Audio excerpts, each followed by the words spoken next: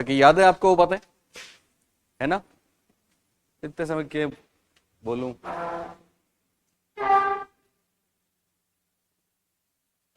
पहली दो बातें पियाजे साहब की, एनिमिज्म और दूसरी ईगोसेंट्रिज्म। एनिमिज्म का मतलब क्या था? दुनिया की हर चीज जिंदा है, जल्दी आओ। और दूसरी बात थी ईगोसेंट्रिज्म, आज मत जाना। दूसरी बात थी ईगोसेंट्रिज्म। कल बाद में मैं पछताया कि उसने पूछा तो मैं ऐसे कर देता तो ठीक रहता। मैं कहा ओके जाओ। फिर मेरे को एहसास हुआ वो गई, पूछा था उसने, जाना नहीं है ना। आजा बेटा आजा। प्रशांत, आपके बिना सुनी सुनी लगती है class.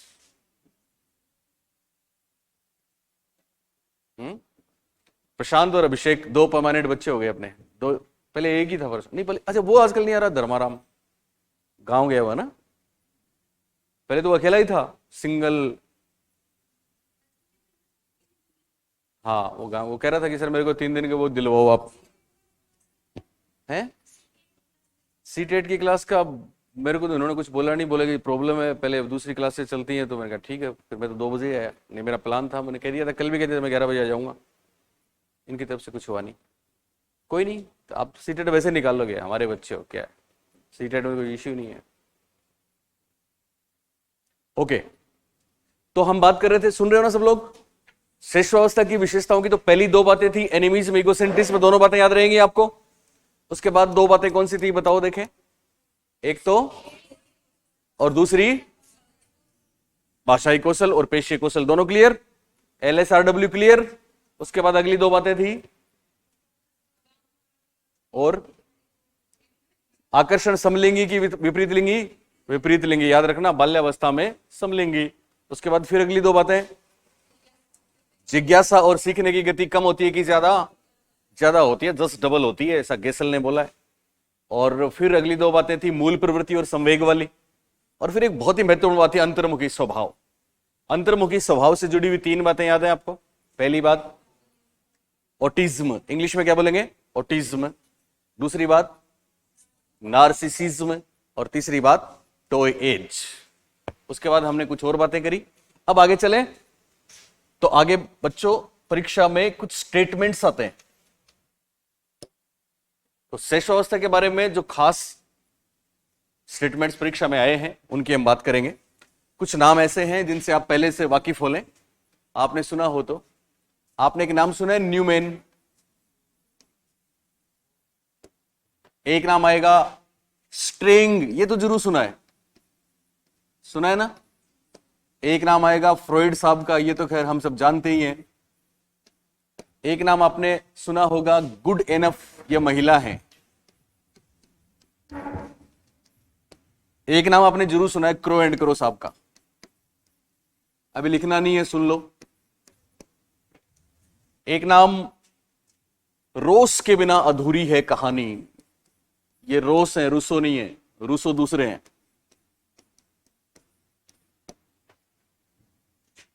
Newman, Strang, Freud, Goodenough, Crow and Crow, Ross, Rousseau. एक इंडियन है, कभी आपने नाम सुना हो तो कुप्पू स्वामी, सुना है? कैसा लगता है बोलिए, बोलो देखें, कुप्पू स्वामी। ओके, इसी तरह से क्रो एंड क्रो, आगे आगे चलिए। ये कुछ नाम हैं, कुछ लोग हैं जिन्होंने स्टेटमेंट्स दिए हैं। एक वैलेंटाइन के बिना तो काम चलेगा ही नहीं, जो आपको याद रहता है। कब आता है? अरे वाह, कितना जल्दी बोली हो, 14 फरवरी। शादीशुदा महिलाओं,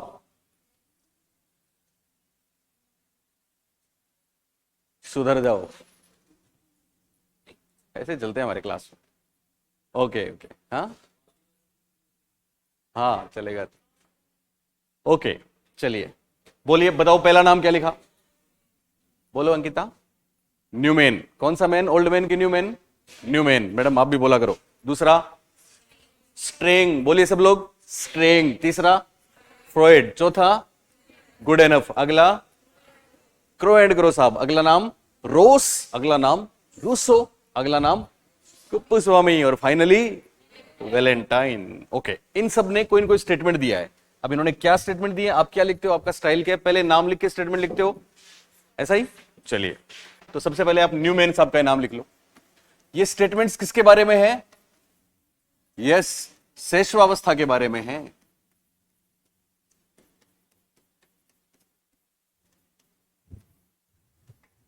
ओके, तो न्यूमैन ने क्या बोला, इन्वर्टेड कॉमास करें और इनका स्टेटमेंट लिखें, और वो है 5 वर्ष तक की आयु।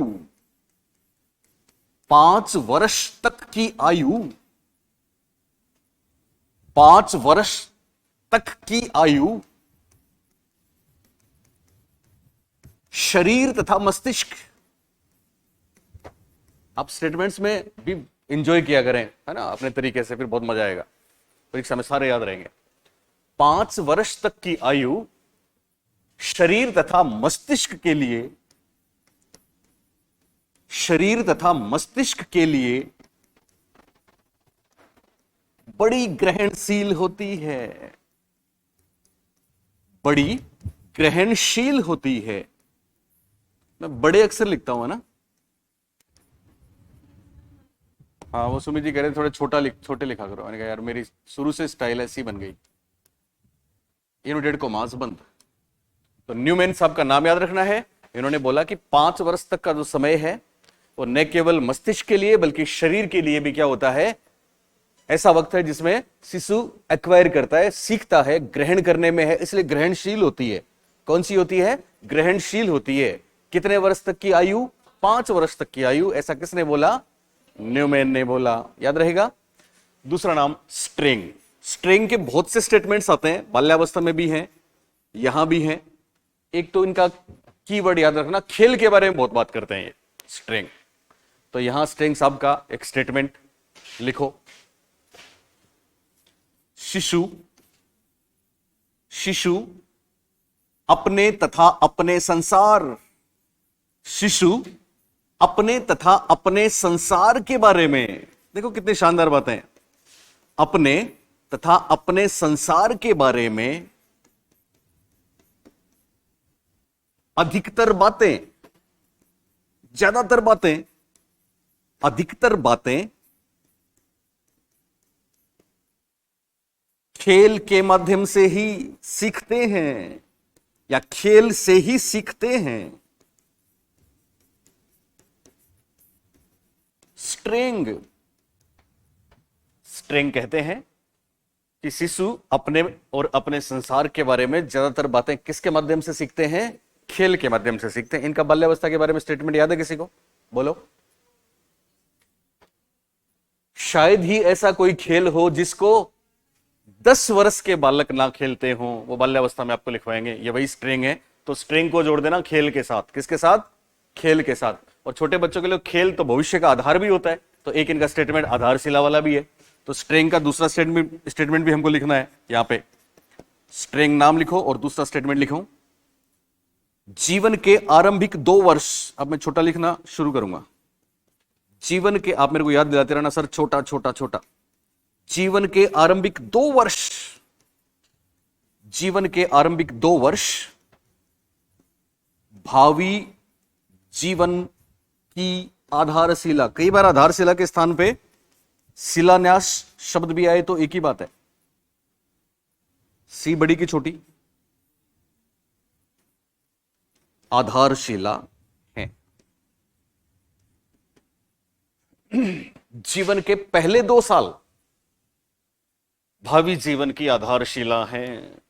जीवन के पहले 2 वर्ष आने वाले जीवन का शिलान्यास करते हैं। ऐसा लिखा मिले तो आंख बंद करके स्ट्रिंग कर देना। स्ट्रिंग नाम है इनका। स्ट्रिंग स्ट्रिंग स्ट्रिंग, याद रहेगा। अगला स्टेटमेंट लिखते हैं, और अगला स्टेटमेंट जो परीक्षा में बहुत बार पूछा गया है, गुड एनफ का है। इनका नाम है गुड एनफ। ये जितनी गुड एनफ है, इनका स्टेटमेंट भी उतना ही गुड एनफ है। सबको ध्यान है? आप बताओ। टी शर्ट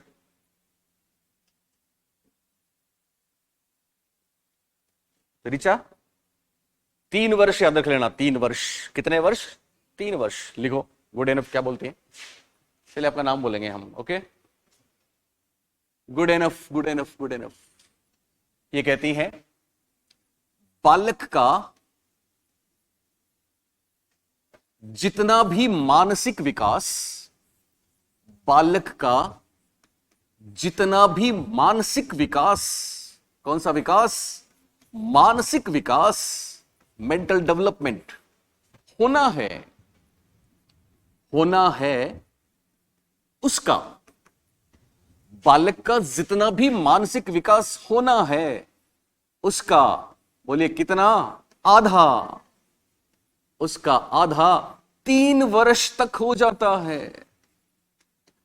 बालक का जितना भी मानसिक विकास होना है उसका आधा 3 वर्ष तक हो जाता है। Good enough. ये बहुत बार आया है परीक्षाओं में, इवन परीक्षा में ऐसे भी आया है, गुड एनफ का नाम नहीं आया, केवल इतना आया है कि बालक का आधा मानसिक विकास हो जाता है। 4 ऑप्शन, 2 वर्ष, 3 वर्ष, 4 वर्ष, 6 वर्ष। तो हमको क्या करना है? 3 वर्ष, क्योंकि ये किसी के स्टेटमेंट्स हैं। गुड एनफ के बाद हम बात करते हैं सिगमंड फ्रॉइड की। तो फ्रॉइड लिख दो, फ्रॉइड लिख दो। इनके स्टेटमेंट्स मैं आपको बता चुका हूं। 3 बहुत महत्वपूर्ण स्टेटमेंट्स हैं।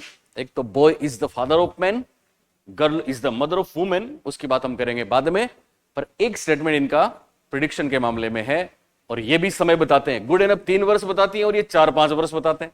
तो 3 वर्ष, 4-5 वर्ष याद रह जाएगा, ओके। तो फ्राइड साहब क्या बोलते हैं, लिखो। मनुष्य जो कुछ भी बनता है, मनुष्य जो कुछ भी बनता है वह आरंभिक, यानी पहले वाले, मनुष्य जो कुछ भी बनता है वह आरंभिक 4-5 वर्षों में बन जाता है। कितनी शानदार बात बोली।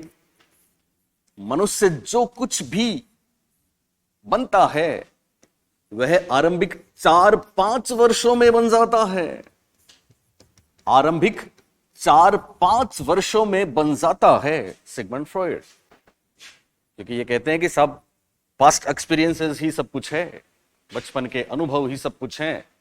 तो गुड एनफ 3 वर्ष की बात करती हैं और फ्राइड साहब 4-5 वर्ष की बात करते हैं। इसलिए हमको आराम से यह बात याद रह जाएगी। बोलिए, रह जाएगी,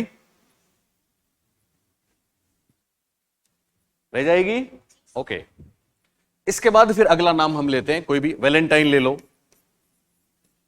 वैलेंटाइन के लिए हमने कलर भी वैलेंटाइन लिया है। तो वैलेंटाइन की बात तो लगभग सबको पता है। बोलिए, पता है आपको? आप बताओ। हमारी पुरानी स्टूडेंट उत्कर्ष, वैलेंटाइन ने क्या बोला? नो। निर्मा, सॉरी गरिमा, जो कमाल करती हैं कभी कभी। कल कमाल किया था इन्होंने, पता है कौन सी बात पे किया था? बताओ। आपको ऐसे भी याद रखना है, जब हम स्कूल में पढ़ते थे 8वीं में, तो उस बच्चे ने वो सवाल बताया था जो आज तक हम नहीं भूले। तो क्या बोला था? मूल प्रवृत्ति वाली बात बोली थी कि जब शिशु का व्यवहार किससे? मूल प्रवृत्ति से निर्धारित होता है। जो चले गए उनको नहीं पता। चलिए कोई भी बताओ, वैलेंटाइन बोलो ना। क्या बोला? यस, क्या बोला? क्या बात है अंकिता। वैलेंटाइन ने बोला शैशवावस्था सीखने का आदर्श काल है। कैसा काल है? आदर्श काल है। यह भी आ चुका है परीक्षा में, शाबाश। शैशवावस्था, शैशवावस्था सीखने का, शैशवावस्था सीखने का आदर्श काल है। आदर्श काल, यह बात कहने वाले वैलेंटाइन हैं। तो ये तो वैसे ही याद रहेगा आपको। शैशवावस्था सीखने का कौन सा काल है? आदर्श काल है। देखो कोई भी बात आ सकती है परीक्षा में, इसलिए इग्नोर नहीं करना है। शैशवावस्था सीखने का आदर्श काल है। किसने बोला? वैलेंटाइन ने।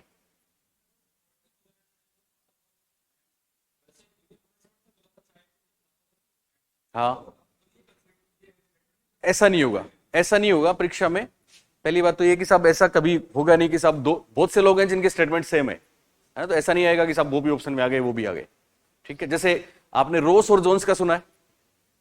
किशोरावस्था शिशुअवस्था की पुनरावृत्ति है, ऐसा रोस ने भी बोला है और जोन्स ने भी बोला है। तो दोनों एक साथ कभी नहीं आते, इसलिए चिंता की बात ही नहीं है। पर अपने से जो ज्यादा रिलेवेंट है उन्हीं की हम बात करेंगे। चलिए, तो आप मेरे को बताएंगे कि ये किसने बोला कि पहले 5 साल मस्तिष्क और शरीर दोनों के लिए बड़े ही ग्रहणशील अवस्था है? न्यूमैन ने। किसने बोला? न्यूमैन ने। 3 वर्ष वाली बात किसकी? गुड एनफ की। 3 वर्ष वाली बात किसकी? गुड एनफ की।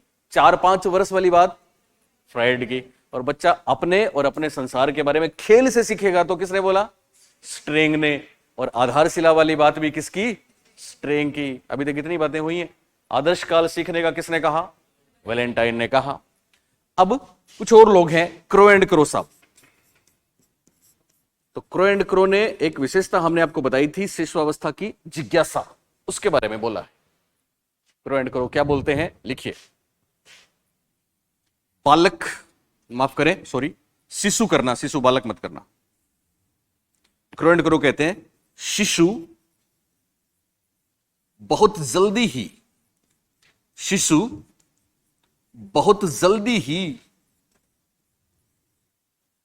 अपने आसपास, शिशु बहुत जल्दी ही अपने आसपास की वस्तुओं, चीजों, थिंग्स के संबंध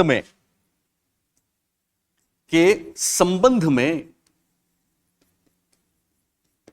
जिज्ञासा, क्यूरियोसिटी पैदा कर लेता है, पैदा कर लेता है। Crow and crow. तो क्रो एंड क्रो के स्टेटमेंट में हमको जिज्ञासा को समझना है। की पॉइंट है जिज्ञासा, की टर्म है जिज्ञासा।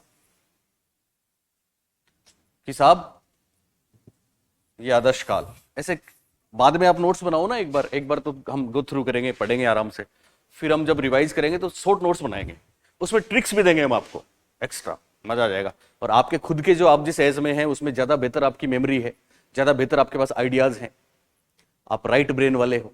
आपको पता है राइट ब्रेन वाले कौन होते हैं? कई स्कूलों के नाम है कि यहां पे राइट ब्रेन एजुकेशन है।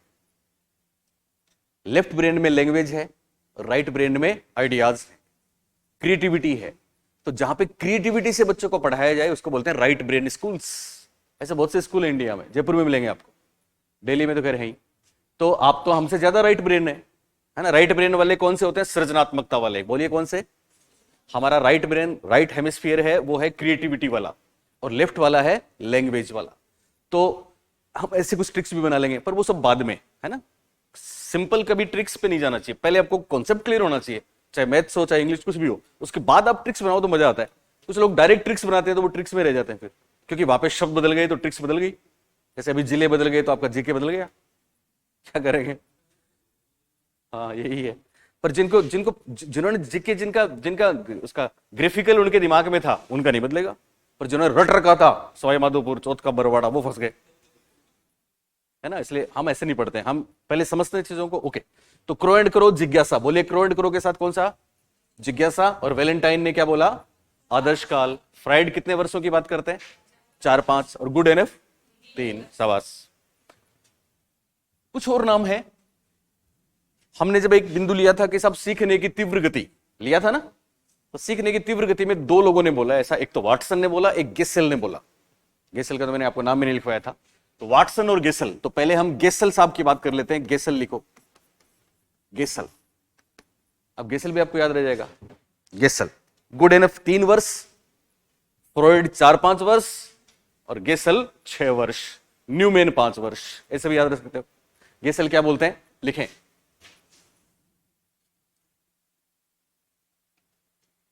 बालक पहले 6 वर्षों में, बालक पहले 6 वर्षों में, कितने वर्षों में? 6 वर्षों में, बाद के 12 वर्षों, बाद के 12 वर्षों की तुलना में, याद आया हमने आपको बताया था, बालक पहले 6 वर्षों में बाद के 12 वर्षों की तुलना में, बोले कितनी गति से? यस, दुगुनी गति से, दो गुनी गति से सीखता है।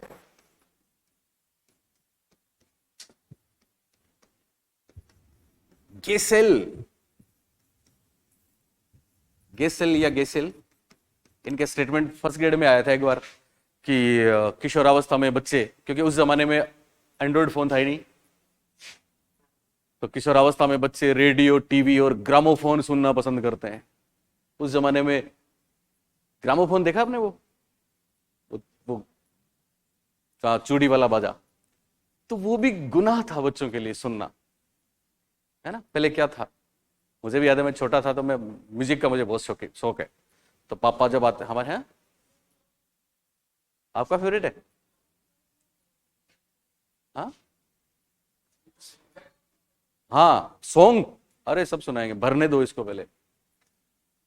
हम आपको रफी की मखमली आवाज से लेके सोनू निगम तक लेके जाएंगे, अरिजीत तक, पर बाद की बात है। तो हम डरते थे, है ना, पापा आ गए तो रेडियो सुन रहे हैं यार। पुराने जमाने में पता है कैसे थे? अभी आप सब रील्स देखते रहते हो, ओके ओके ओके, देखते ना। तो उस जमाने मेरे को याद है, अपने यहाँ फर्स्ट ग्रेड में आया था कि साहब किशोरावस्था में बच्चे, किशोर किशोरियां रेडियो सुनना, टीवी देखना, ग्रामोफोन सुनना पसंद करते हैं। ये वही थे। कौन थे ये चलो। एक उन्होंने ये भी बोला कि 13-14 वर्ष की उम्र में बालक में क्रोध बहुत होता है, लेकिन जैसे जैसे बड़ा होता है क्रोध को कैसे निकालना है उसको कंट्रोल कर लेता है। तो गेसेल के 2 स्टेटमेंट किशोरावस्था के बारे में दोनों परीक्षा में आ चुके हैं, वो वहां करेंगे। यहां गेसेल बोलते हैं कि पहले 6 वर्ष में बालक बाद के 12 वर्ष की तुलना में कितनी गति से? 2 गुनी गति से सीखता है। यही गेसेल है। वाटसन साहब भी ऐसा ही बोलते हैं। वाटसन क्या बोलते हैं, लिखिए। वाटसन कहते हैं शैशवावस्था में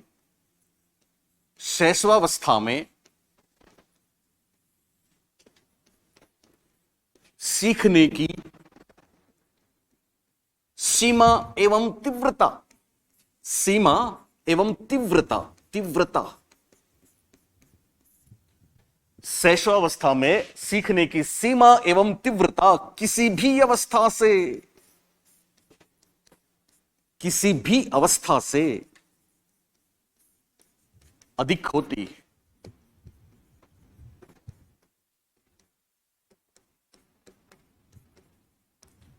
तो दोनों लगभग एक जैसी बात कहते हैं। ये सीखने की तीव्र गति के 2 बिंदु हैं जो वाटसन और गेसेल साहब ने दिए हैं। गेसेल तो कहते हैं कि पहले 6 वर्षों में बाद के 12 वर्षों की तुलना में 2 गुनी गति से सीखता है। तो ये 6 वर्ष वाली बात गेसेल, या फिर 12 वर्ष वाली बात याद रहे तो भी गेसेल। और वाटसन क्या बोलते हैं कि शैशवावस्था में सीखने की गति, किसी भी सीखने की सीमा और तीव्रता, तो गति याद रहे तो गति भी ठीक है, किसी भी दूसरी अवस्था से क्या होती है? कम, बराबर की ज्यादा? क्या बोलेंगे? ज्यादा। गेसेल ने क्या बोला? पहले 6 वर्ष में बाद के 12 वर्ष की तुलना में स्पीड क्या होगी? 2 गुनी। और वाटसन कहते हैं शेष अवस्था में स्पीड किसी भी अवस्था से ज्यादा। बात एक ही है। ओके, रोस ने क्या बोला? आराम से याद रहेगा। रोस की बहुत सी बातें हम पढ़ेंगे। रोस वही है जिन्होंने बाल्यावस्था को छद्म परिपक्वता बोला था। रोस वही है जिन्होंने बोला था किशोरावस्था में किशोर आदर्शों का निर्माण और पोषण करते हैं। रोस वही है जिन्होंने शैशवावस्था के लिए बोला है कि शिशु कल्पना का नायक है, हीरो है। तो याद रहेगा आपको, रोस का नाम लिखो। शिशु कल्पना का नायक है, हीरो है साहब, नायक है। शिशु कल्पना का नायक है, हीरो है, यह बात कहने वाले हैं रोस। रोस शिशु कल्पना का नायक है। रोस जैसा ही एक नाम आया था रूसो। रूसो की एक बात हमने आपको बताई थी, किसी को याद है तो देखें। कौन अंकिता बनती है, कौन गरिमा बनती है? प्रशांत तो खैर बना ही रहता है। बोलिए रूसो ने क्या बोला था एमाइल में? एमाइल, और वो कौन थी एमाइल की फ्रेंड?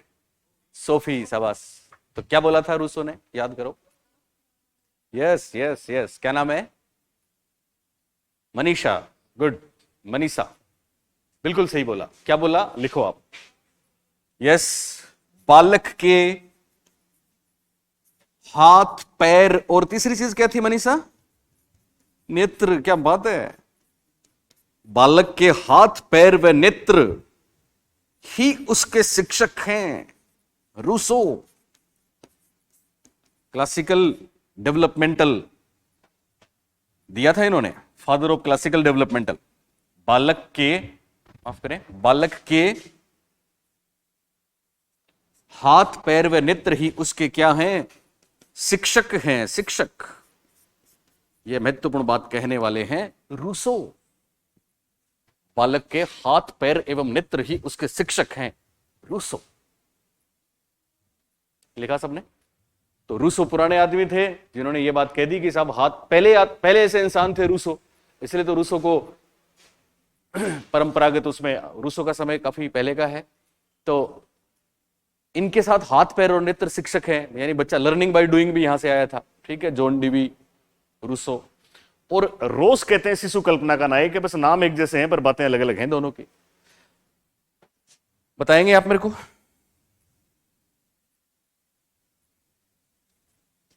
रह गया? सब आ गए?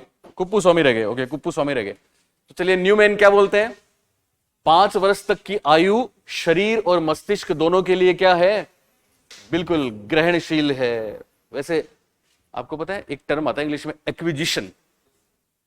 तो एक्विजिशन की स्टेज कौन सी मानी जाती है, ऐसा परीक्षा में प्रश्न आ चुका है, तो वो बाल्यावस्था होगी, मैं भी कराऊंगा आपको। लेकिन किसी ने, इन्होंने स्टेटमेंट में दे दिया ग्रहणशील होती है। ठीक है, तो इसका मतलब ये नहीं कि साहब शेष अवस्था एक्विजिशन वाली स्टेज है, एक्विजिशन वाली तो बाल्यावस्था आएगी, जो मैं लिखवाऊंगा आपको। ओके, स्ट्रेंग क्या बोलते हैं? शिशु बहुत जल्दी अपनी संसार के बारे में बातें सीखता है, किसके माध्यम से? खेल के माध्यम से। तो स्ट्रेंग हो गया तो खेल के माध्यम। और स्ट्रेंग ने एक और बात बोल दी, कौन सी? आधारशिला। या फिर आप जीवन के आरंभिक 2 वर्ष को भी समझ सकते हो। तो 2 वर्ष वाली बात स्ट्रेंग ने बोली। 2 साल किसने बोला बताओ? स्ट्रेंग। बोलिए, 2 साल किसने बोला? स्ट्रेंग ने बोला। 3 साल किसने बोला? 3 साल किसने बोला? Good enough. 4-5 साल की बात किसने करी? फ्राइड ने करी। ठीक है, ओके। और आपकी 6 वर्ष वाली बात गेसल ने करी। शाबाश। वैलेंटाइन ने तो बोला आदर्श काल है। और कौन थे वो नीचे? क्रो एंड क्रो ने क्या बोला? जिज्ञासा। तो क्रो एंड क्रो ने बोला जिज्ञासा, लेकिन रोस ने क्या बोला?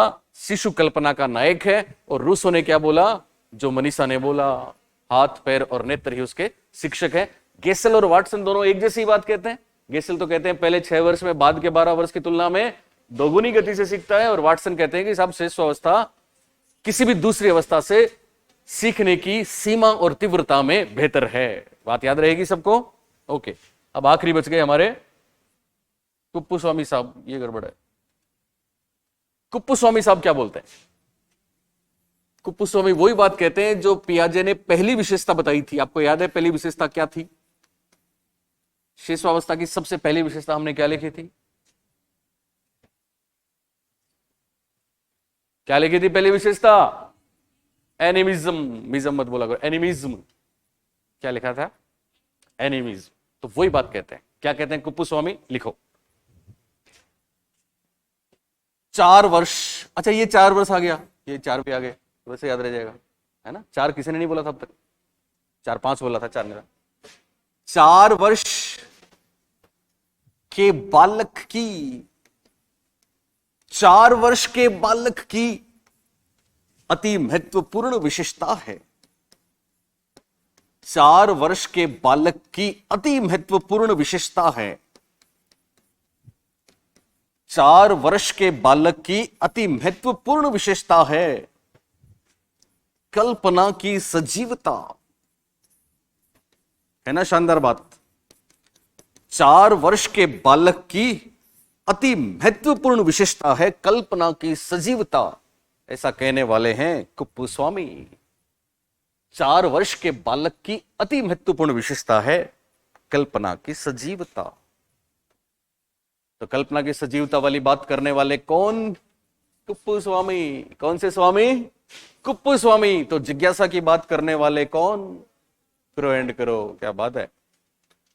ओके बच्चों, संदीप जी यहां से अगली क्लास। ओके, तो अब तक हमने पढ़ा शिशुअवस्था के बारे में, और अब हम चलते हैं बाल्यावस्था में, जिसको इंग्लिश में क्या बोला?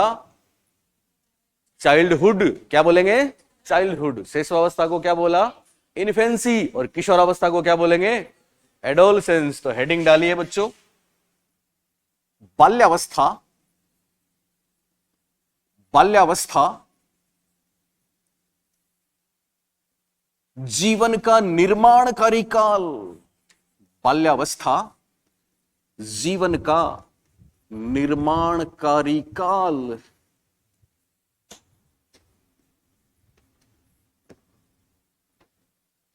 हेडिंग है बाल्यावस्था जीवन का निर्माणकारी काल। बाल्यावस्था जीवन का कैसा काल? निर्माणकारी काल। अब देखते हैं कौन बनेगा मनीषा, कौन बनेगी मनीषा, या गरिमा, या अंकिता, या प्रशांत। कोई बनेगा, इसका मतलब रिचा। कोई बनेगा? रिचा ही ना? कोई बनेगा? ये बात क्यों बोल रहा हूं मैं? क्योंकि अभी मैं कुछ पूछने वाला हूं। बाल्यावस्था को जीवन का निर्माणकारी काल किसने बोला? परीक्षा में आया है, none other than Sigmund Freud. तो बाल्यावस्था को जीवन का निर्माणकारी काल कहने वाले कौन? फ्राइड साहब। तो ब्रैकेट में लिख दो फ्राइड। बाल्यावस्था जीवन का निर्माणकारी काल, ये कहने वाले कौन? Sigmund Freud. आखिर क्यों ऐसा बोला? क्या क्या विशेषताएं हैं? तो आप देखोगे कि हमने जो शिशुअवस्था में पढ़ा, बाल्यावस्था में जस्ट रिवर्स बातें आएंगी मोटे तौर पे, कमोबेश। क्या क्या विशेषताएं हैं? लिखिए। पहली बात, शारीरिक, मानसिक, शॉर्ट में लिख लो चलेगा, एवं संवेगात्मक स्थिरता।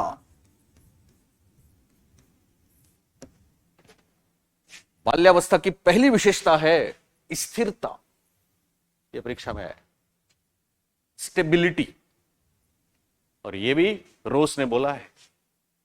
अभी रोस लिखने की जरूरत नहीं है, बाद में लिखूंगा। शारीरिक, मानसिक एवं संवेगात्मक स्थिरता। यानी शिशुअवस्था में क्या था? शिशुअवस्था में कोई चीज व्यवस्थित नहीं थी ना। चांद सितारे उसके हुक्म के गुलाम थे, उसको बेड से लेके टीवी तक सब मारते थे। था कि नहीं था? सब कुछ अस्त था। इमोशंस ऐसे थे, किसी को प्यार करता था उसी पे गुस्सा करता था। लेकिन बाल्यावस्था एक ऐसी अवस्था है, इसलिए इसको अनूठी अवस्था, अनोखा काल बोला है। किसने बोला? कोल व ब्रूस ने बोला। तो बाल्यावस्था एक अनोखी सी अवस्था आएगी, इसमें सब कुछ स्टेबल होगा, इमोशंस भी, फिजिकल ग्रोथ भी, और मेंटल डेवलपमेंट भी स्टेबल होगा। इसलिए बहुत बड़ी बात याद रखना, बाल्यावस्था विकास में स्थिरता की अवस्था है। किसकी अवस्था है? स्थिरता की अवस्था है। अचानक आप देखते हैं शिशुअवस्था में जो ग्रोथ हो रहा है, बाल्यावस्था में एक तरीके से ओसिफिकेशन भी होता है ना। फिजिकली भी सारी चीजें व्यवस्थित होती है। किशोरावस्था में वापस तूफान आएंगे। शिशुअवस्था में उथल पुथल था ही, लेकिन बाल्यावस्था बीच में एक ऐसी अवस्था है कि उसमें स्टेबिलिटी आती है, स्थिरता आती है। इसलिए याद रखना, पहली बात, बाल्यावस्था में चाहे शारीरिक बोले, मानसिक बोले, संवेगात्मक बोले या कुछ और बोले, अस्थिरता होगी कि स्थिरता? स्थिरता। अस्थिरता कहां थी? शिशुअवस्था में भी और आगे किशोरावस्था में भी। तो पहली बात याद रहेगी, सिंपल। ओके। दूसरी बात, शिशुअवस्था की पहली विशेषता हमने जो पढ़ी थी, दूसरी विशेषता उसका ऑपोजिट है। शिशुअवस्था की पहली विशेषता क्या थी? ओके, शिशुअवस्था में वास्तविकता थी कि कल्पना? और यहां पे क्या होगा? वास्तविकता आएगी। तो दूसरी विशेषता लिखिए, यथार्थ से परिचय। यथार्थ से परिचय, रियलिस्टिक अप्रोच। बहुत बड़ी बात, तो रियलिस्टिक अप्रोच आएगी।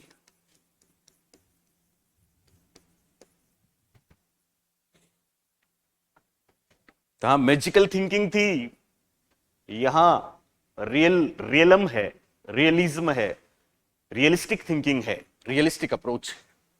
तो बड़ी बात बाल्यावस्था की याद रखेंगे, यहां पे हकीकत से दो चार होते हैं, वास्तविकता के एहसास होते हैं, इसलिए यथार्थ से परिचय, यथार्थ का मतलब वास्तविकता। याद रहेगी ये बात? बोलो। वाकई। अब हकीकत कैसी होती है? कहते हैं ना साहब, हकीकत से जब सामना होता है तो बोलिए हकीकत कैसी होती है? खुशियां देने वाली कि दुख देने वाली? बोलो। Yes, mostly. कल आप कह रही थी मैडम समस्याएं बहुत है, समस्या तो कोई की दूर होगी नहीं। तो हकीकत तो वास्तव में क्या है? दुख देने वाली है। कल्पना तो खुशियां देने वाली होती है साहब। तो आपको पता है ये पूछा गया है, ये प्रश्न आया था परीक्षा में, सुने जो मैं बोल रहा हूं, कि इनमें कौन सा विकल्प सही है। अगर आपको कोई ये बोले, उनको बोला था किलपेट्रिक साहब को, कि अगर आपको कोई बोले कि जिंदगी में खुशियों भरा एक वर्ष निकालो और दुख भरा एक वर्ष निकालो, तो आप किस में से निकालेंगे? तो उसका जवाब जो था वो परीक्षा में आया था कि सब जीवन का आरंभिक जो समय होता है वो खुशियों भरा एक साल है, यानी एक साल हम शेषावस्था में से निकाल लेंगे। और किशोरावस्था या वय संधि जब आती है तो कठिनाइयों भरा एक वर्ष है। तो याद रखना, खुशियों भरा एक साल शेषावस्था में से लेंगे और दुख भरा एक साल किशोरावस्था में से लेंगे। वहां अलग टाइप के दुख आएंगे। लेकिन बाल्यावस्था की बात करें तो यहां भी क्या होगा? यथार्थ से परिचय होगा। किससे परिचय होगा? यथार्थ से। इससे पहले क्या था देखो, शेषावस्था में क्या था? शेषावस्था में इगोसेंट्रिज्म था ना, वो सामने वाले की चीजें लेता था। बोलिए नहीं क्या? सब उसका ख्याल रखते थे। घर में जिनसे सब डरते थे वो उनको घोड़ा बनाता था। उसको कोई सता नहीं सकता, हर्ट नहीं कर सकता। अगर किसी ने उसको हर्ट कर दिया तो पूरा घर उसके सामने नतमस्तक होता था। वो चाहता तो माफ करता, नहीं करता तो नहीं करता। घर पे सबसे ऊंचे सिंहासन पे बैठता। बोले था ऐसा? दिन रात किसके इशारे पे होते थे? उसके। सारी चीजें उसके पीछे पीछे चलती थी। पूरी कायनात का वो प्रिंस था, शहंशाह था, मालिक था। इसलिए शेषावस्था में तो बहुत खुशियां थी। बाल्यावस्था में क्या होता? स्टेप आउट करके घर से बाहर निकलता है। और जब हम घर से बाहर निकलते हैं तो फिर हमें हकीकत से दो चार होते हैं ना, बाहर निकल के, कहते हैं ना सब, घर से निकलो फिर आटे दाल का भाव पता लग जाएगा। जिंदगी क्या है, दुनिया क्या है, घर से निकल के देखो। और घर से निकलते हैं पहली बार बाल्यावस्था में। शेषावस्था में फॉर एग्जाम्पल एक दिन वो घर में क्रिकेट का मैच खेल रहा है अपने घर में। कब की बात कर रहा हूं? कब की बात है? शेषावस्था के। बैटिंग कर रहा है, उसकी बैटिंग है, पापा बॉलर है, दादाजी अंपायर है। इधर सुन रही हो ना, बुआ जी खड़ी है दुपट्टा मान के पॉइंट पे। इधर सब लोग, पूरी पूरी फैमिली खड़ी है। उसने खेला लेकिन वो आउट हो गया। आउट हुआ लेकिन उसने अंपायर की तरफ देखा, हमें, और उसने देखा भर अंपायर ने नो बॉल दे दिया। आपको पता है हम मैच देखते हैं तो वो बॉलर चिल्ला चिल्ला के मर जाते हैं, हाउस दैट हाउस दैट, और उस पर कोई असर नहीं होता, ऐसे खड़े रहता है। लेकिन उसने तो ना चिल्लाया ना बोला, वो तो ये बोल, उसकी तरफ देखा ये हमें, तो अंपायर ने क्या कर दिया? हाथ खड़ा कर दिया, नो बॉल है।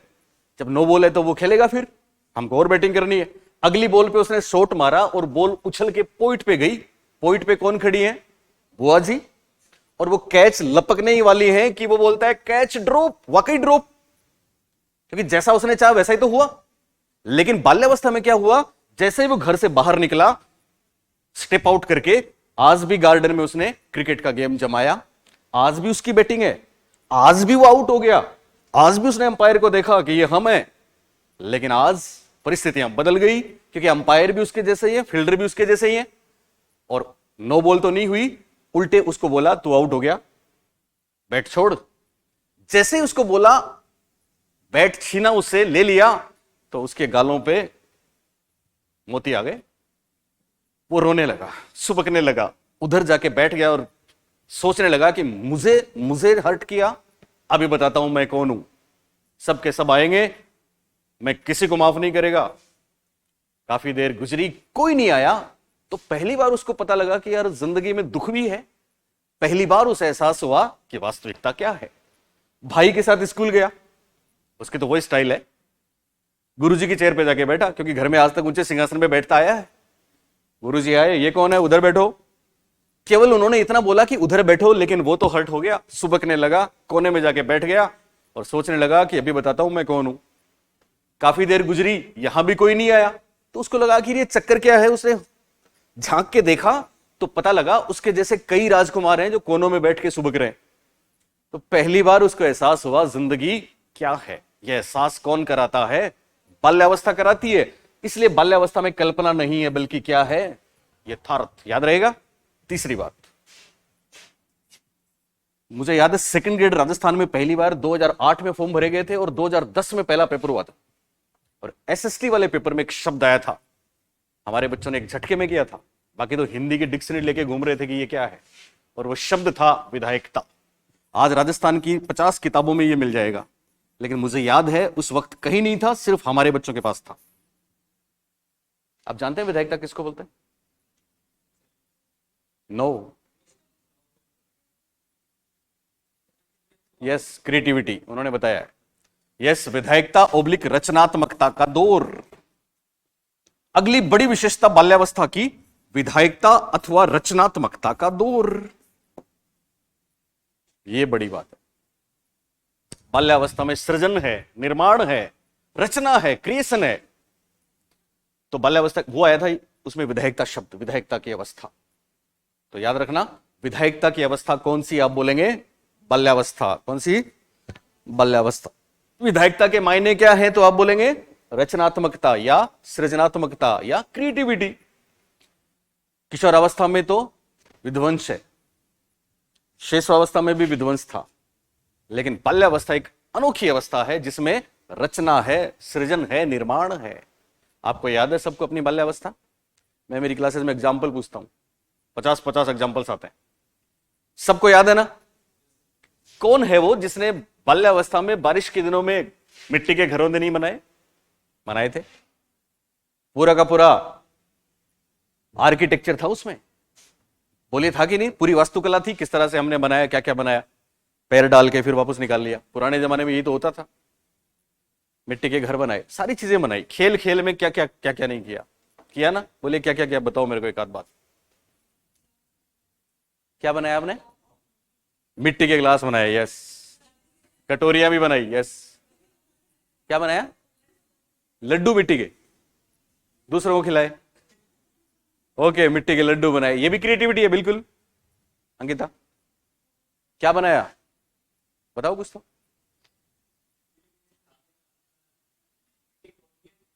अरे वाह, मिट्टी अंदर ही अंदर हाथ मिलाए, क्या? ओके, हाँ, फिर निकाल लिया। हाँ, ये तो मैंने बताई है। और अभिषेक, तुमने क्या किया? जाने कितने काम है आपको, मैं बताऊंगा तो याद आ जाएंगे। माचिस से टेलीफोन बनाया, हेलो हेलो, उधर जब टेलीफोन चला। ये ताश के पत्तों का महल तो सबने बनाया है। कागज की नाव तो खैर चलाई है। चक्कर चलाए हैं, चप्पल से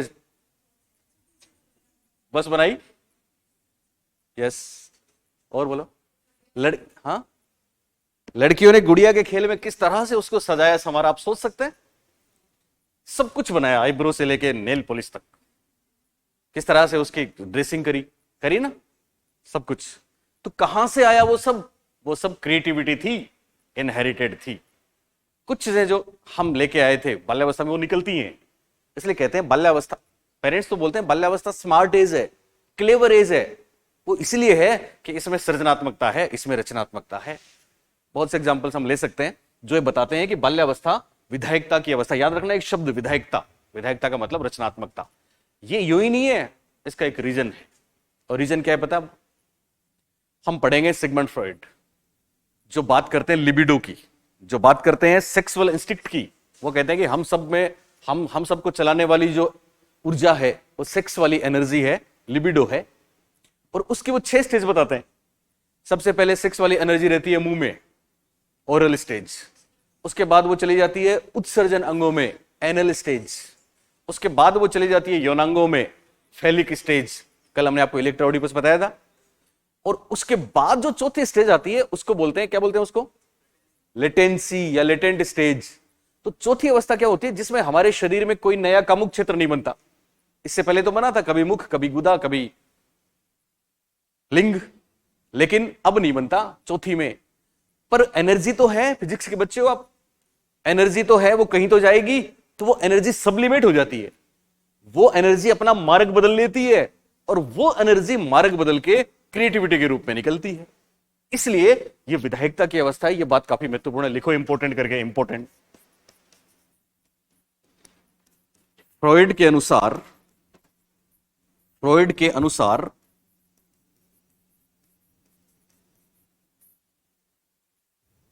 इस अवस्था में, फ्रॉइड के अनुसार इस अवस्था में लैंगिक ऊर्जा, लैंगिक ऊर्जा, इंग्लिश में लिखना है सबको ब्रैकेट में, सेक्सुअल एनर्जी, सेक्सुअल एनर्जी क्या करती है? मार्ग बदलती है, जिसको बोलते हैं, कई शब्द हैं, मार्गांतरीकरण, सुना है ये? मार्गांतरीकरण का ही दूसरा नाम है परिशोधन, इसी का ही एक नाम है उदात्तीकरण, ये कराएंगे आपको हम, सब्लिमेशन। तो फ्रॉइड के अनुसार इस अवस्था में लैंगिक ऊर्जा या सेक्सुअल एनर्जी क्या करके? मार्गांतरीकरण करके, तीन क्षेत्र बताए उन्होंने, मार्गांतरीकरण करके, मार्गांतरीकरण करके, कहां लिखवाऊं, यहीं पे लिखवाता हूं, खेलकूद, चित्रकारी, शिक्षा। आपने लिखा फ्रॉइड के अनुसार इस अवस्था में लैंगिक ऊर्जा, सेक्सुअल एनर्जी मार्गांतरीकरण करके यानी मार्ग बदल लेती है, खेलकूद, चित्रकारी, शिक्षा आदि क्षेत्रों में, खेलकूद, चित्रकारी, शिक्षा आदि क्षेत्रों में रचनात्मकता के रूप में प्रकट होती है, आदि क्षेत्रों में रचनात्मकता के रूप में प्रकट होती है, सामने आती है। रचनात्मकता के रूप में प्रकट होती है, सामने आती है। तो ये बहुत बड़ी बात है कि बाल्यावस्था विधायकता की अवस्था है, बाल्यावस्था रचनात्मकता की, सृजनात्मकता की अवस्था है, क्योंकि इसमें जो एनर्जी है वो दूसरे क्षेत्रों में चली जाती है। इसको बोलते हैं मार्गांतरीकरण। क्या बोलते हैं इसको? मार्गांतरीकरण। बाद में वापस आएगा ये। मार्गांतरीकरण को इंग्लिश में बोलते हैं सब्लिमेशन। क्या बोलते हैं? सब्लिमेशन, सब्लिमेशन करके, TIN।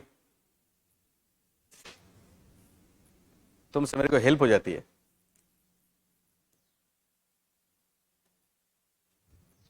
ओके, तो याद रहेगा आपको, बाल्यावस्था किसकी अवस्था बोलिए? पहला हिंदी का शब्द बोलो ना, हिंदी का शब्द विधायकता। बाल्यावस्था किसकी अवस्था है? विधायकता। विधायकता के दूसरा नाम रचनात्मकता, इसी को बोलते हैं सृजनात्मकता। क्या बोलते हैं? सृजनात्मकता। तो क्यों है ये विधायकता की अवस्था? ये किसने बोला? फ्रॉइड साहब ने बोला। क्या कहा फ्रॉइड ने? कि इसमें जो एनर्जी होती है, कौन सी एनर्जी? Sexual energy. वो क्या करती है? मार्गांतरीकरण करती है, और फिर वो रचनात्मक गतिविधियों के रूप में प्रकट होती है तीन क्षेत्रों में। कौन कौन से तीन क्षेत्र? एक तो खेलकूद, दूसरा चित्रकारी, और तीसरा शिक्षा। बात क्लियर हुई? नेक्स्ट।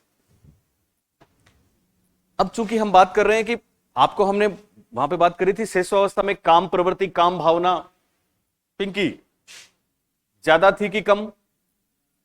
शेषावस्था में ज्यादा थी कि कम? ज्यादा। और बाल्यावस्था में कम। कहां चली जाएगी? रचनात्मकता में चली जाएगी। इसलिए काम भावना क्या होती है? कम। हमने बात करी थी शेषावस्था में आकर्षण कैसा था? समलिंगी था कि विपरीत लिंगी? विपरीत लिंगी। और यहां क्या हो जाएगा?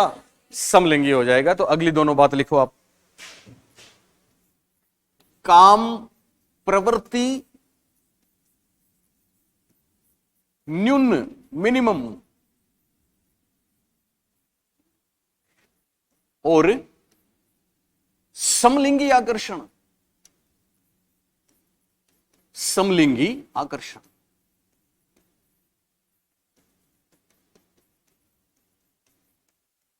काम प्रवृत्ति न्यून, समलिंगी आकर्षण।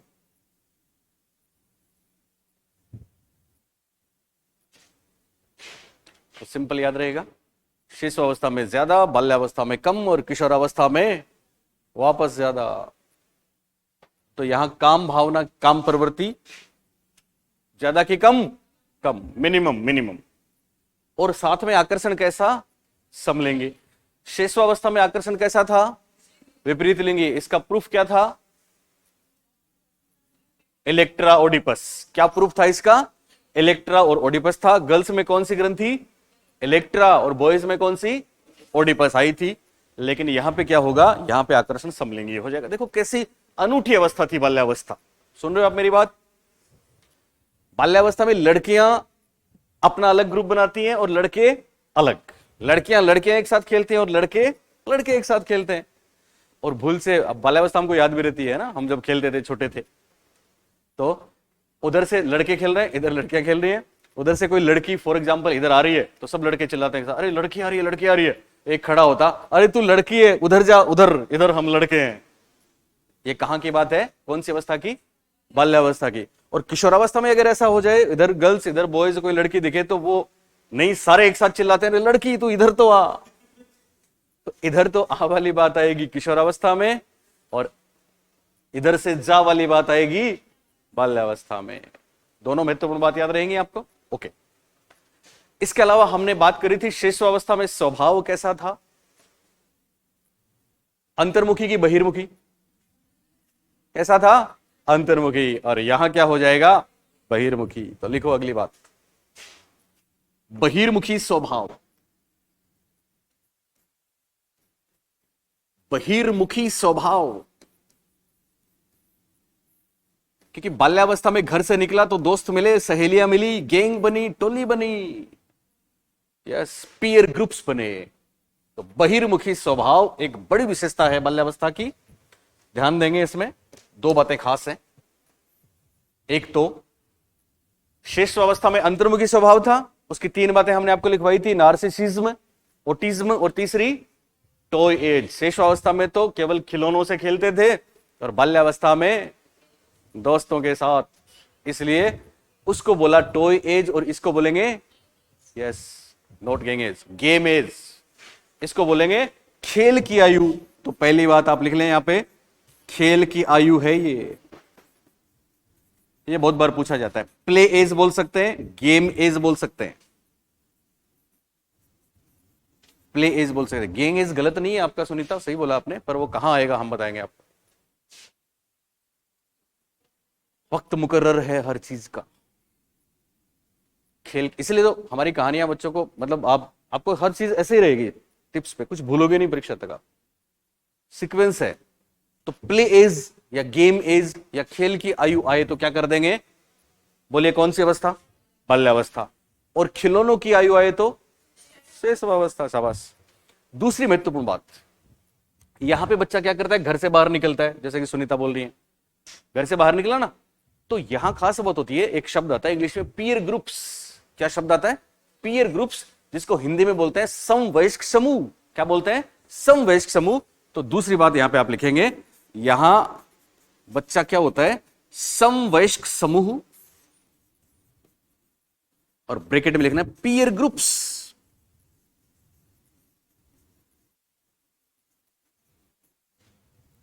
का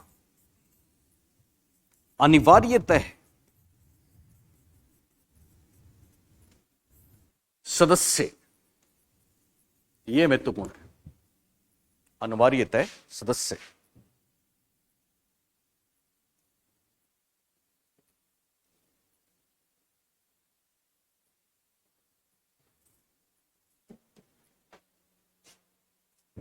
ब्रैकेट में यहां पे लिख दो,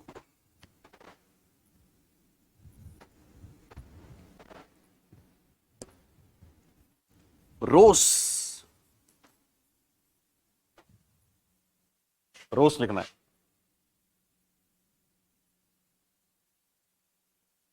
यानी रोस का एक स्टेटमेंट है जो कहते हैं कि बाल्यावस्था में बालक अनिवार्यतः किसी न किसी समूह का सदस्य बन जाता है। तो याद रखने वाली बात है, समूह का सदस्य इंग्लिश में बोलेंगे पीयर ग्रुप्स। क्या बोलेंगे, पीयर ग्रुप्स। हिंदी में क्या बोलेंगे इसको, समवयस्क समूह। तो बच्चा समवयस्क समूह का सदस्य कब बनता है? हम बोलेंगे बाल्यावस्था में। कब बनता है? बाल्यावस्था में। हालांकि पीयर ग्रुप्स किशोरावस्था में भी रहते हैं, ठीक है ना। तो परीक्षा में बड़ा कंफ्यूजन है, ध्यान रखना आप इस बात का। एक बार तो आंसर ही किशोरावस्था मान लिया था, पर आपको चिंता करने की जरूरत नहीं, क्योंकि हम जो भी बोलेंगे वो प्रूफ के साथ बोलेंगे, वो आरपीएससी तक जाएगा। तो या तो एक ट्रिक आप ये ध्यान रखना, सुन रहे हो मेरी बात, कि अगर जैसे सामाजिकता हम पढ़ेंगे, बाल्यावस्था की विशेषता है। किसकी विशेषता है? शिशुअवस्था में क्या था? सामाजिकता की शुरुआत। याद है आपको? एक पॉइंट लिखाया था मैंने, शिशुअवस्था में सामाजिकता की शुरुआत थी ना। बाल्यावस्था में सामाजिकता का क्या होगा? विकास होगा। तो क्या किशोरावस्था में वो असामाजिक हो जाएगा? जवाब है नहीं। किशोरावस्था में भी क्या रहेगी? सामाजिकता रहेगी, पर वहां पे सामाजिकता और भी जटिल हो जाएगी। वैसे ही यहां पीयर ग्रुप्स का मेंबर बन गया बाल्यावस्था में, तो वो किशोरावस्था में भी रहेगा। तो और कोई एक्स्ट्रा बात दे देंगे ना, जैसे समवयस्क समूह का सक्रिय सदस्य बन जाना, तो कर देंगे किशोरावस्था। जटिल और गहन सामाजिकरण हो जाना, तो कर देंगे किशोरावस्था। लेकिन केवल सामाजिकरण आएगा तो करेंगे बाल्यावस्था, और केवल पीयर ग्रुप या समवयस्क समूह आएगा तो क्या करेंगे? बाल्यावस्था। और इसका प्रूफ भी है, प्रूफ है रोज का स्टेटमेंट, ठीक है। तो रोज कहते हैं कि साहब बाल्यावस्था में वो किसी न किसी ग्रुप का अनिवार्य रूप से क्या बन जाता है? सदस्य बन जाता है। हालांकि ये बात किशोरावस्था में भी जारी रहेगी। क्लियर हुई आपको ये बात? ओके, आप मुझे बताएंगे बाल्यावस्था को जीवन का निर्माणकारी कल किसने बोला? फ्रायड ने। याद रहेगा? बाल्यावस्था की पहली विशेषता कौन सी लिखी? अगर आप ऐसे हो रहे हो तो ऐसे ऐसे कर सकते हो, आप अंगड़ाई ले सकते हो, पानी पी सकते हो, सब छूट है। लेकिन हमारे सामने बैठ के हमारी बात आपके दिल तक नहीं गई तो फिर गुनाह अजीम है। यस, कई बार होता है ना, वो सबकॉन्शियस माइंड होता है। आपने कभी कभी गाड़ी चलाते हुए देखा?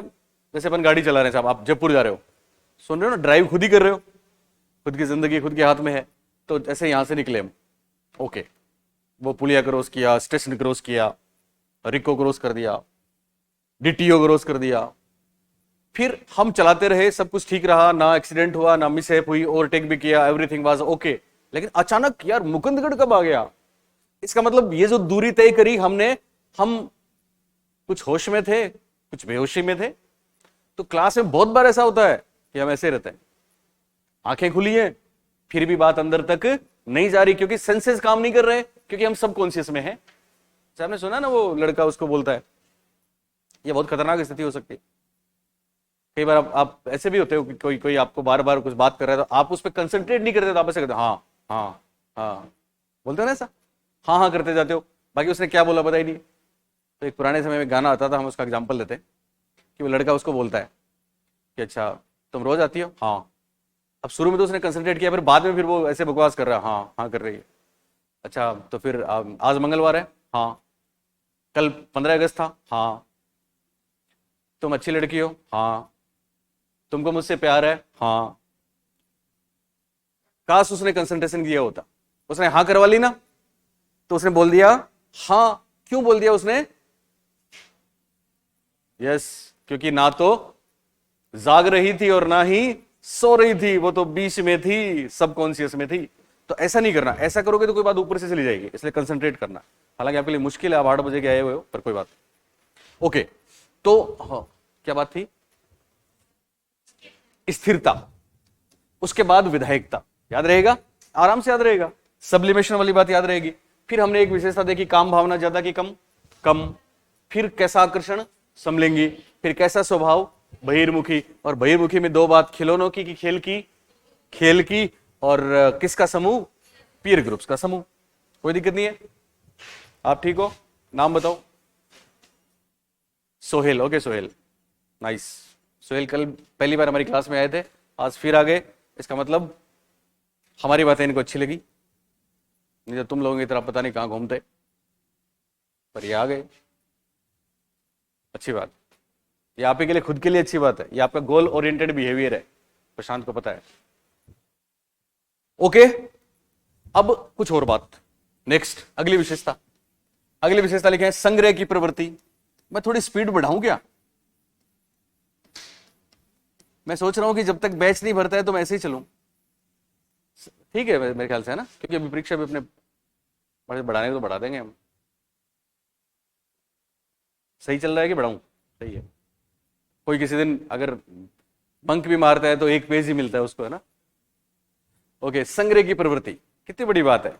बाल्यावस्था, साथ में लिख लो नैतिकता और सामाजिकता का विकास। नैतिकता व सामाजिकता का विकास। नैतिकता व सामाजिकता का विकास, बहुत बड़ी बात, बहुत बड़ी बात। बाल्यावस्था में संग्रह की प्रवृत्ति होती है और नैतिकता और सामाजिकता का विकास होता है। तो याद है आपको, जब बाल्यावस्था में थे तो बाल्यावस्था में बहुत सयाने हो जाते हैं बच्चे, है ना, कुछ उड़ाते नहीं है। किशोरावस्था में सब कुछ उड़ाने की परंपरा है, बाल्यावस्था में तो संग्रह है, कलेक्शन है। याद है ना, गांव में देखा हमने, पहले हम जब छोटे थे तो बच्चे अक्सर अपने पास छोटी छोटी शॉप खोल लेते थे, गुब्बारे बेच रहे हैं, बिस्किट बेच रहे हैं। लड़कियां गुल्लक बना के रखती थी, मम्मा के पास, दादी के पास, 400 हो गए, 500 हो गए, रखती थी ना। संग्रह होता है, किशोरावस्था में उड़ाने की परंपरा आ जाएगी, लेकिन यहां संग्रह है। शेषावस्था में दूसरों से छीन के खाया है हमने।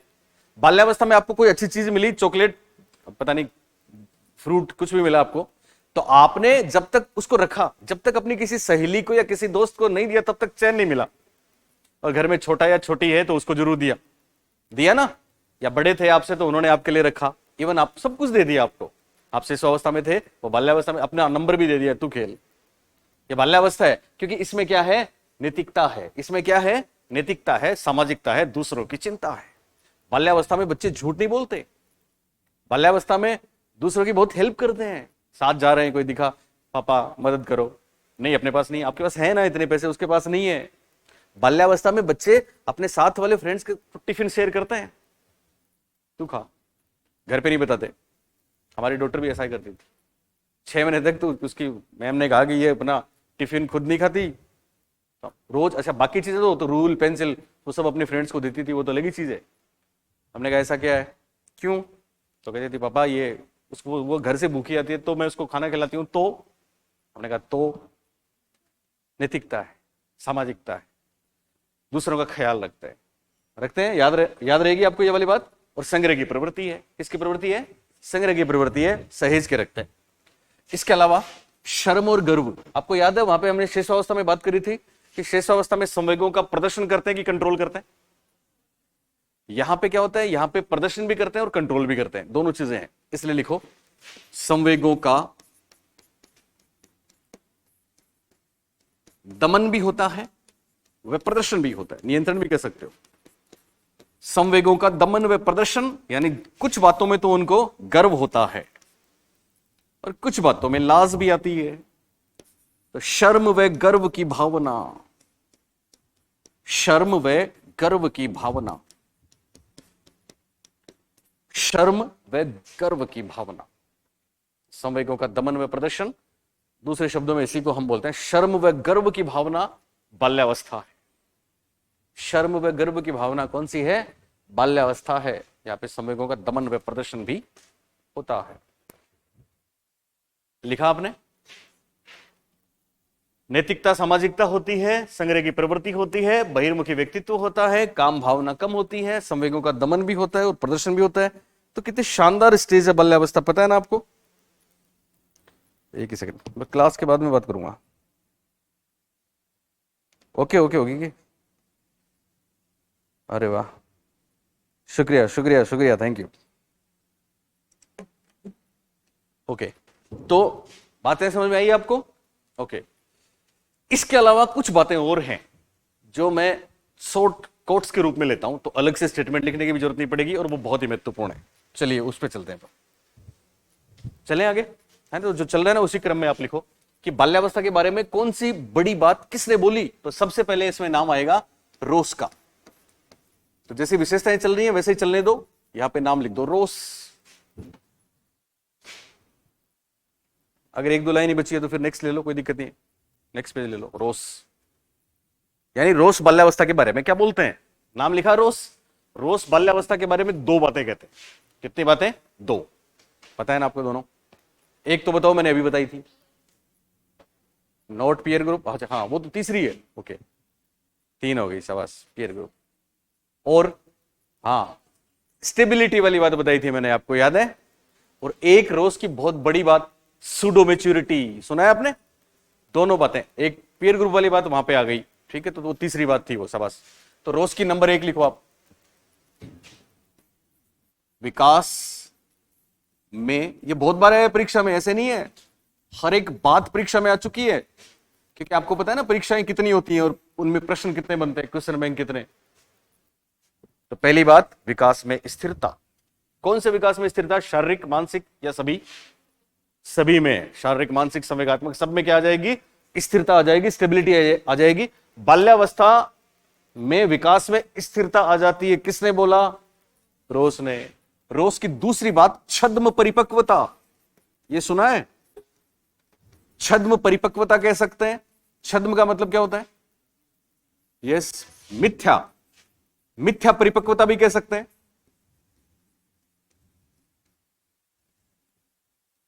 इंग्लिश में सूडो मैच्योरिटी। सूडो मैच्योरिटी, आभासी भी कह सकते हैं इसको, बोले कह सकते हैं। छद्म परिपक्वता, मिथ्या परिपक्वता, सूडो मैच्योरिटी, ये शानदार बात बताने वाले हैं रोस। यानी बाल्यावस्था में वो बनते हैं ना बड़े खेल खेल में, डॉक्टर बनते हैं, इंजीनियर बनते हैं, छोटी सी लड़की दादी माँ बनती है, तुम सबको मैं चलाऊंगी, देख लूंगी। तो वो एक्चुअली मैच्योरिटी है छद्म। छद्म का मतलब आभासी, मिथ्या, झूठी, पर बाल्यावस्था की विशेषता। तो रोस ने कितनी बातें बताई? हाँ, 3 बताई। ओके, अभी पहली बात स्थिरता वाली, दूसरी बात छद्म परिपक्वता वाली, और तीसरी बात पीयर ग्रुप वाली। शाबाश। रोस के बाद दूसरा नाम लिखिए, कोल वेब्रुस। कोल वेब्रुस। कोल वेब्रुस बाल्यावस्था के बारे में बोलते हैं, जीवन का अनोखा काल। बाल्यावस्था जीवन का अनोखा काल है। हालांकि कोल वेब्रुस का पूरा स्टेटमेंट यह है कि बाल्यावस्था संवेगात्मक विकास का अनोखा काल है। ठीक है, संवेगात्मक विकास बोला इन्होंने।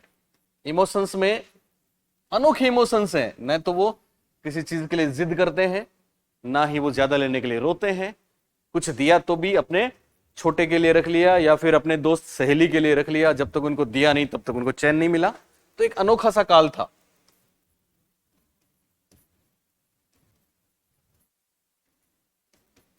आप केवल इतना लिख लें, कोल व ब्रूस ने क्या बोला? बाल्यावस्था अनोखा काल है। क्या है?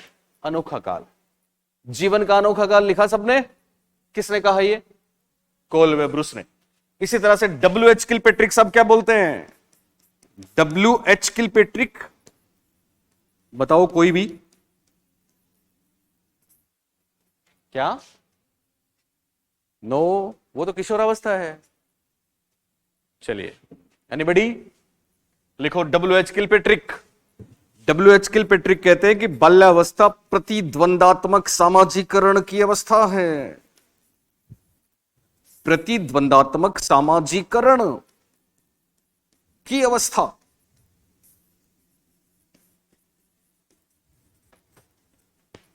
बाल्यावस्था संवेगात्मक, माफ करें, प्रतिद्वंदात्मक सामाजिकरण की अवस्था है। किसकी अवस्था है? प्रतिद्वंदात्मक सामाजिकरण की अवस्था। ऐसा बोलने वाले WH किलपेट्रिक हैं, जिन्होंने किशोरावस्था को कठिन काल बोला था।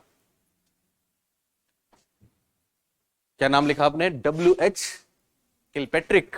क्या बोलते हैं किलपेट्रिक? बाल्यावस्था में क्या होता है? सामाजिकरण। क्या होता है? सामाजिकरण। पर यह कैसा है? प्रतिद्वंदात्मक का मतलब सुन लें, यह भी आया परीक्षा में। बाल्यावस्था में सामाजिकरण 2 जगह होता है। पीयर ग्रुप्स भी 2 जगह बनते हैं। बोलिए कहां कहां? यस, एक तो बाल्यावस्था में पीयर ग्रुप्स 2 जगह बनते हैं, एक तो स्कूल में और दूसरा खेल में। खेल के मैदान में और क्लासरूम में। सुन रहे हो ना मेरी बात? खेल के मैदान में और क्लासरूम में 2 जगह पीयर ग्रुप्स बनते हैं। दोनों जगह सामाजिकता आती है और दोनों जगह ही कंपटीशन होता है। बोले प्रतिस्पर्धा होती कि नहीं? खेल में भी होती है और क्लास में भी होती है। इसलिए किलपैट्रिक साहब ने बोला कि बाल्यावस्था की जो सामाजिकरण की अवस्था है उसमें क्या होता है? प्रतिद्वंद होता है। प्रतिद्वंद का मतलब कंपटीशन है, प्रतिस्पर्धा है। याद रहेगी ये बात? ओके, नेक्स्ट इसके बाद एक नाम आएगा केरेन हार्नी।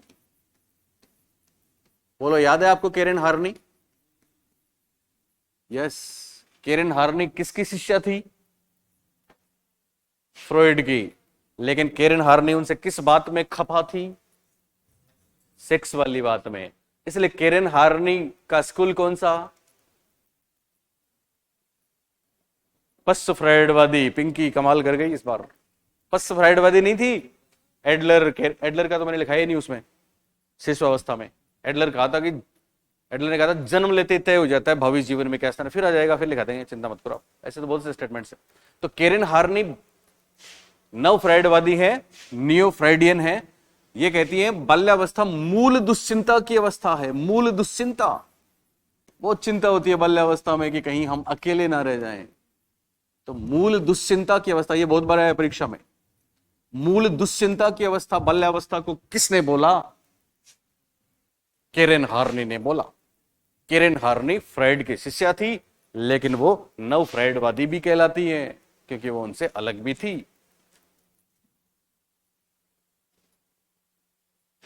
केरेन हार्नी के बाद फिर अगला नाम आता है और वो है सिरिल बर्ट का। ये नाम सुना है कभी आपने? Cyril Burt. क्या दिया था इन्होंने, बताओ? इन्होंने बुक लिखी थी बैकवर्ड चाइल्ड। बैकवर्ड चाइल्ड में पहली बार हम सबको इन्होंने दिया था EQ, शैक्षिक लब्धि। और इन्होंने कहा था कि ऐसे बच्चे जिनकी 85 से कम EQ हो वो पिछड़े बालक होते हैं। ये वही सिरिल बर्ट हैं जो बाल्यावस्था के बारे में पता है क्या बोलते हैं? ये कहते हैं कि बाल्यावस्था में बच्चों की दो चीजों में रुचि होती है। कितनी चीजों में? एक तो एक्सकर्सन। नाम सुना कभी आपने एक्सकर्सन? किसको बोलते? यस, एक्सकर्सन एक्चुअली आपके विधि भी एक पर्यटन और भ्रमण को बोलते हैं एक्सकर्सन, एक एडवेंचर्स, पहाड़ पे चढ़ जाना। तो इन दोनों के कारण से बच्चे निरुद्देश्य से भटकते हैं। ये परीक्षा में है। तो बर्ट बाल्यावस्था को बोलते हैं निरुद्देश्य से भटकने की अवस्था। निरुद्देश्य से भटकने की अवस्था।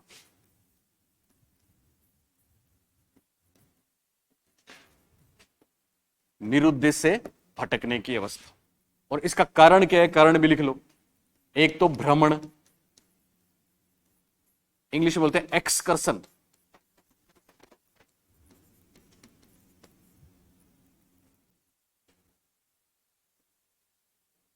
और दूसरा साहसिक कार्य।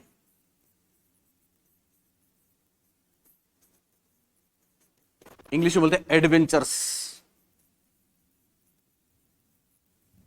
इन दोनों में रुचि के कारण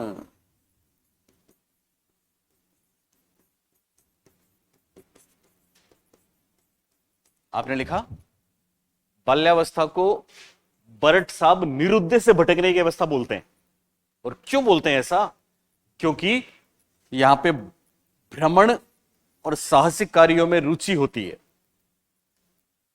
ननिहाल गए बच्चे, है ना, वहां पे आसपास पहाड़ है, चढ़ गए, ट्रेन में बैठ के चले गए, तो निरुद्देश्य से भटकते हैं। निरुद्देश्य से भटकने से सबको लगा किशोरावस्था की बात थी, परीक्षा में आया था, पर वास्तव में ये बर्ट ने बोला है बाल्यावस्था के लिए। तो हमको याद रखना है, बर्ट कहते हैं बाल्यावस्था में कैसे भटकते हैं? बिना काम के भटकते हैं। इसके रीजन कितने? दो। एक तो भ्रमण और दूसरा साहसिक कार्य। भ्रमण को इंग्लिश में क्या बोलेंगे? एक्सकर्सन में कहां पे? बीच वाला नहीं आएगा। ओके, बीच वाला नहीं आएगा तो मेरी स्पेलिंग सुधारते रहना। EXCUR। और अगर ये सही नहीं है तो फिर प्रशांत जिम्मेदार है, ऐसे छेड़ रहा हूं। ओके, तो एक्सकर्सन हो गया। भ्रमण को क्या बोलेंगे? एक्सकर्सन। और साहसिक कार्य को पेस्टालॉजी पर्यटन विधि के जनक है। ऐसा कहीं पढ़ा आपने? आपको मेथड्स कराएंगे हम बाद में, कमाल वाले, अनबिलीवेबल। एक नंबर नहीं कटता। और हमने देखा है मेथड में किसी के एक नंबर आता ही नहीं है, सेकंड ग्रेड के स्पेशली, है ना। और टीचिंग मॉडल्स में तो देखना आप। चलिए, तो बर्ट साहब बाल्यावस्था के बारे में क्या बोलते हैं? बाल्यावस्था कैसी अवस्था है? निरुद्देश्य से भटकने की है। इसके लिए दो चीजों में बच्चों की रुचि है, एक तो एक्सकर्शन और दूसरा एडवेंचर्स। एडवेंचर्स होता है साहसिक काम करना और एक्सकर्शन होता है भ्रमण। सिरिल बर्ट के बाद एक नाम आता है बाल्यावस्था के बारे में, जैसे पियाजे की बात करें तो पियाजे बाल्यावस्था के बारे में बोलते हैं बाल्यावस्था कॉन्क्रीट ऑपरेशन, मूर्त चिंतन की अवस्था है। शेषावस्था को पियाजे अतार्किक चिंतन बताएंगे। वैसे हम पियाजे पढ़ेंगे तो मैं आपको ये बातें बताऊंगा। तो पियाजे बाल्यावस्था को मूर्त चिंतन की अवस्था बताते हैं, मूर्त चिंतन। एरिक्सन की बात अभी करने की जरूरत नहीं है। आप इसको बता सकता है एरिक्सन ने बाल्यावस्था को क्या बोला? एरिक्सन के 8 स्टेजेस ध्यान नहीं है। इंडस्ट्री वर्सेस इन्फीरियोरिटी लिख दो, एरिक्सन भी लिख दो। एरिक्सन बाल्यावस्था को बोलते हैं हिंदी में परिश्रम बनाम हीनता की अवस्था। क्या होता है बाद में बताएंगे हम आपको। वहां पे परिश्रम बनाम हीनता की अवस्था है साहब बाल्यावस्था। तो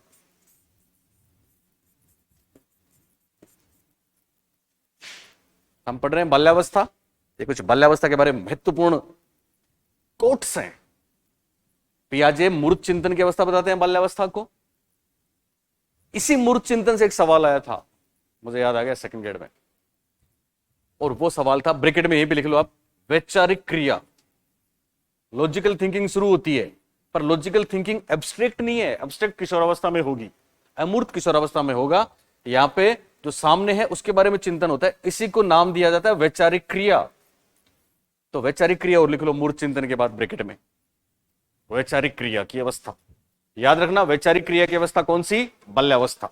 मूर्त चिंतन की अवस्था कौन सी? बाल्यावस्था। किसने बोला ये? पियाजे ने। परिश्रम और हीनता वाली बात किसने बोली? एरिक्सन ने बोली। ये सारी बातें लिख ली सबने? बस आखिरी की 2 मिनट की 2 बातें और कर लूं आपसे, बोलो कर लें? आप मुझे बताओ फिर, बाल्यावस्था के बारे में रोस ने कितनी बातें बताई? 3। पहली कौन सी? स्थिरता। दूसरी कौन सी? छद्म परिपक्वता, इंग्लिश में क्या बोलेंगे? Pseudo maturity. और तीसरी बात थी पीयर ग्रुप्स वाली। कोलवे ब्रूस ने बाल्यावस्था को कैसा काल बताया? अनोखा काल। किलपैट्रिक ने क्या बताया? प्रतिद्वंदात्मक सामाजिकरण, क्योंकि सामाजिकरण किलपैट्रिक के अनुसार 2 जगह होता है, एक तो क्लासरूम में और दूसरा खेल के मैदान में। सॉरी। उसके बाद केरेन हार्नी ने क्या बोला? मूल दुश्चिंता, बेसिक एंजाइटी। बर्ट साहब ने क्या बोला?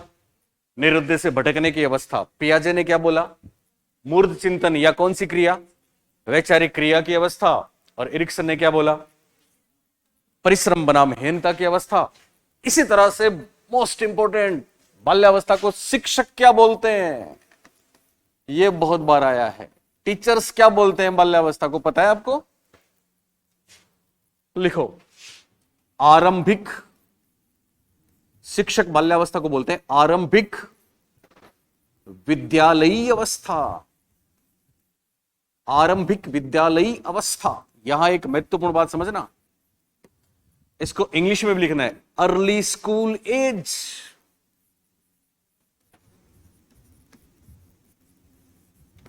बाल्यावस्था के लिए शिक्षक बोलते हैं कि बाल्यावस्था तो आरंभिक विद्यालय अवस्था है साहब, अर्ली स्कूल एज है। लेकिन समझने वाली बात, लिखा सबने? शिक्षक बाल्यावस्था को क्या बोलते हैं? आरंभिक विद्यालय अवस्था, इंग्लिश में अर्ली स्कूल एज। तो जल्दी से लिख के सामने देखो। ऐसा पूछ ले आपको परीक्षा में कि आरंभिक विद्यालय अवस्था कौन सी, तो क्या बोलोगे? ध्यान से सुनना, सामने देख के। अगर ऐसा पूछ ले अर्ली स्कूल एज कौन सी है, तो बाल्यावस्था। अगर पूछ ले पाठशाला जाने की आरंभिक अवधि किससे संबंधित है, तो बाल्यावस्था। अगर पूछ ले आरंभिक विद्यालय वर्ष, तो भी बाल्यावस्था। लेकिन अगर पूछ ले अर्ली स्कूल एज पूछा तो कौन सा? लेकिन अगर पूछ ले प्री स्कूल एज तो शैशवावस्था। अगर पूछ ले प्राक विद्यालयी अवस्था तो भी शैशवावस्था। अगर पूछ ले पूर्व विद्यालयी वर्ष तो भी शैशवावस्था, क्योंकि पूर्व पाक प्री इससे पहले वाला होगा। लेकिन जो बात सबसे इंपॉर्टेंट है वो अब आएगी गरिमा, वो क्या? ये बात क्लियर हुई? प्री और आरंभिक, अर्ली और प्री क्लियर हुआ सबको? और वो ये है कि अगर आपको ऐसा पूछ लें, 4 ऑप्शन दूंगा, आरंभिक विद्यालयी अवस्था है, सुन रहे हो? इतनी शांति हुई है ना। आरंभिक विद्यालयी अवस्था है, 4 ऑप्शन।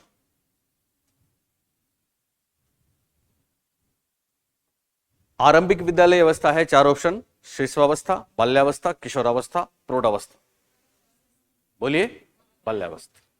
इस बार सुनना, आरंभिक विद्यालय, ओके, आरंभिक विद्यालय अवस्था है, सुन रहे हो मेरी बात? ये तो चल ही रहा है ना, दिख रहा है मुझे, चल रहा है। आरंभिक विद्यालय अवस्था है और इस बार ऑप्शंस में शैशवावस्था, पूर्व बाल्यावस्था, उत्तर बाल्यावस्था, किशोरावस्था। क्या करोगे? हमने बोला आरंभिक, अर्ली, तो बोलिए क्या करेंगे? क्या? हाँ, जवाब है उत्तर बाल्यावस्था। क्योंकि हम ये जो भी बातें पढ़ रहे हैं, यही तो समझाया था आपको हमने कल, ये जो भी विशेषताएं पढ़ रहे हैं 7 से 12 वाली, ये सारी की सारी क्या बन जाएंगी? उत्तर बाल्यावस्था। और इससे पहले जो भी पढ़ी थी शैशवावस्था वाली, वो क्या कहलाएंगी? पूर्व बाल्यावस्था। वो सारी क्या कहलाएंगी? पूर्व बाल्यावस्था। इसलिए इस बात का ध्यान रखना। बात क्लियर हुई? एक मिनट की बात हो थी यार। तो क्या हुआ? जब ध्यान रखना भाई, एक्चुअली क्या होता है, अर्ली स्कूल एज जो शब्द आया ना, वो बहुत से लोगों ने दिया, एरिक्सन ने भी दिया है। तो early school age, early school age का मतलब क्या हुआ? स्कूल के शुरू के दिन, तो वो 12 साल तक मानेंगे। स्कूल कब गया? आरटी में कब जाता है? 6 साल। पता है आपको? 6 साल का पहली क्लास, 6 से 14, 6 से पहले तो प्री स्कूल है। अब प्री स्कूल में अगर वो स्कूल में जाता है तो आपको पता है स्कूल में क्या है? प्री स्कूल क्लासेस हैं, है ना? इसलिए आपको इसको जोड़ लें आराम से, कोई दिक्कत आएगी नहीं। एक सेकंड रुको। संदीप जी, क्या हुआ? बोर्ड, हाँ, 2 मिनट को और है, 2 मिनट को टॉपिक खत्म कर दें फिर, है ना?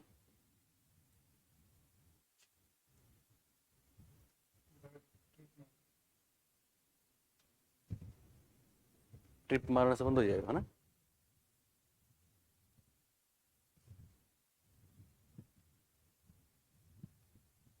आप लोगों के दिल की पूरी नहीं, शुक्र मना रहे थे कि गई लाइट जाए, आपको बुला लिया। नहीं, अभी ये तपस्या है। देखो, अभी आपको लग रहा है ये तपस्या है मैडम, बाद में बहुत काम आएगी। हाँ, मजा आएगा आपको, है ना? तो एक बार पूरा कोर्स कर लो आप, ठीक है? 5 घंटे, 6 घंटे, 7 घंटे, है ना? फिर कोई चिंता नहीं है, फिर सेल्फ करना आराम से, ठीक है? मैं अभी आपको, आपकी क्लास से पहले मैं दिन में 3 घंटे सोने लग गया था, 3 घंटे रोज। स्कूल से जाता, 3 घंटे सोता, फिर दिन में, अब रात को जागते। फिर क्या हुआ कि फिर अब हिम्मत ही नहीं है, दिन में सोना ही पड़ेगा। लेकिन जब से मैं आपकी क्लास शुरू किया तो मैं फिर अब दिन में सोना मेरा बंद हो गया। तो ऐसा ही आपके साथ भी है ना, शुरू में ऐसा लगता है। बाकी आप 3 बजे तक पढ़ोगे, 4 बजे तक पढ़ोगे तो ये आदत बन जाएगी, फिर ये बहुत काम आएगी, फिर सिटिंग पावर इतना बढ़ जाएगा आपका, ये कमाल हो जाएगा। हाँ, जैसे भी हैबिट अपन बॉडी के डालेंगे डल जाएगी वो। अभी देखो, इनको बिल्कुल नींद नहीं आती है तो एकदम,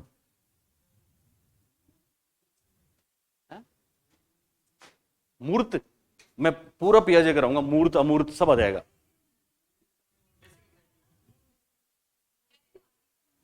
मूल दुश्चिंता क्या है? मूल दुश्चिंता एक्चुअली कैरन हारने ने क्या बोला कि सब ऐसे बच्चे जिनको बहुत ज्यादा प्यार नहीं मिलता घर में किसी भी वजह से, या तो ज्यादा भाई बहन है, या छोटे वाले को ज्यादा करते हैं, या फिर स्टेप मदर वगैरह है, कोई भी कारण है, अगर उनको ज्यादा प्यार नहीं मिलता तो ऐसे बच्चों को एक मन में एक तरह डर बैठ जाता है, चिंता हो जाती है। फिर जिससे भी उनका लगाव होता है, कोई सहेली या कोई दोस्त या बुआ जी या कोई कजन तो जो भी उनसे मिलते हैं तो उनको ये लगता है कि ये मेरे को छोड़ के ना चले जाए। हर किसी के लिए एक आपने सुना होगा सेपरेशन एंजाइटी, तो सेपरेशन एंजाइटी से जोड़ा है किरण हारनी ने कि ऐसे बच्चे जो थोड़े सही तरीके से उनके साथ बिहेव नहीं हुआ, उनको ये चिंता रहती है कि ये मेरे को छोड़ के चले जाएंगे, ये छोड़ के चले जाएंगे, ये छोड़ के चले जाएंगे। उसको नाम दे दिया मूल दुश्चिंता। क्या नाम दे दिया उसको? मूल एंजाइटी होती है ना, हमको अभी भी होती है, बड़े हो गए तो भी होती है, तो बाल्यावस्था में। ओके, तो बहुत महत्वपूर्ण बात मैंने आपको बताई, आरंभिक अर्ली स्कूल एज होगी बाल्यावस्था। क्या होगी? लेकिन अगर उत्तर बाल्यावस्था पूर्व बाल्यावस्था दोनों ऑप्शन में है तो ये होगी उत्तर बाल्यावस्था, क्योंकि ये सारी बातें किसकी हो जाएंगी? उत्तर बाल्यावस्था। और पहले हमने जो शेषावस्था वाली बातें पढ़ी थी वो सारी की सारी किसकी हो जाएंगी? पूर्व बाल्यावस्था, क्योंकि शेषावस्था किसी भी सवाल का जवाब नहीं होगा। ये बात मैंने आपको बताई थी, याद है? ओके, अब इसके अलावा टीचर्स ने क्या बोला? आरंभिक विद्यालय अवस्था। अभिभावक क्या बोलते हैं? अभिभावक बाल्यावस्था के बहुत से नाम देते हैं। क्या क्या नाम देते हैं? लिखो आप। अभिभावक कहते हैं बाल्यावस्था को चातुर्य काल।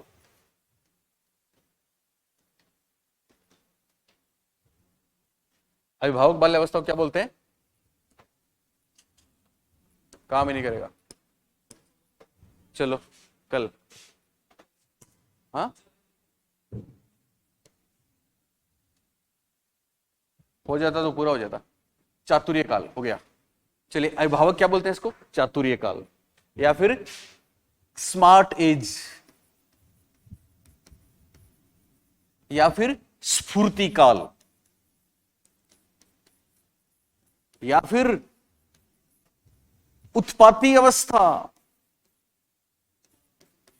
उत्पात करते हैं ना, या फिर उत्पाती को बोलते हैं ट्रबलसम,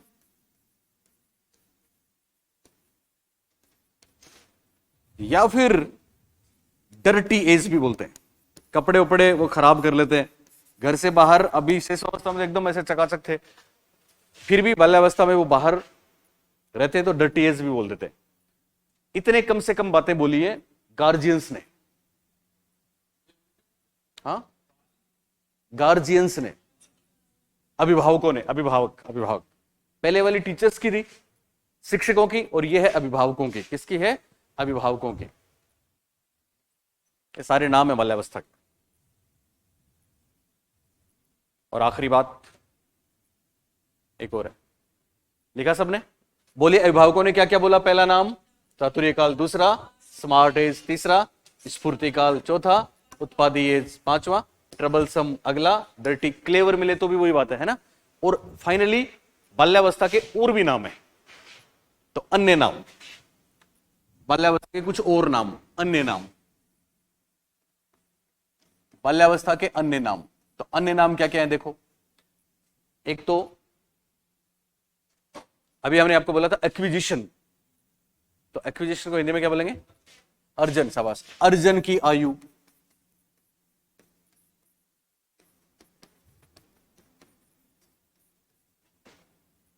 अर्जन की आयु। एक और महत्वपूर्ण बात याद रखना आपको, हम जब पढ़ेंगे ना किशोरावस्था, तो जिन्होंने शेषावस्था को सीखने का आदर्श काल बोला वो कौन थे? कौन थे वो जिनका नाम आपको याद रहता है? वैलेंटाइन। वैलेंटाइन किशोरावस्था के बारे में कुछ बातें कहते हैं, दो उनकी बहुत महत्वपूर्ण बात है। एक तो उन्होंने बोला था किशोरावस्था अपराध की प्रवृत्ति के विकास का नाजुक समय है। एक वैलेंटाइन किशोर, सुन रहे हो मेरी बात? किशोरावस्था के बारे में कहते हैं किशोरावस्था में जिससे अपनी मित्रता हो जाती है, दोस्ती हो जाती है, तो बाकी सारा जमाना एक तरफ, सारी खुदाई एक तरफ, हम उसको नहीं छोड़ते, तो वहां घनिष्ठ और व्यक्तिगत मित्रता होती है, ऐसा वैलेंटाइन बोलते हैं। लेकिन बाल्यावस्था में जो गैंग बनती है, जो मित्रता होती है, वो होती है नकली। ये बड़ी बात, घर वाले कह देंगे कल से उस उनके साथ नहीं जाओगे, तो नहीं जाएंगे। किशोरावस्था में बोला कल से नहीं जाएंगे, जरूर जाएंगे।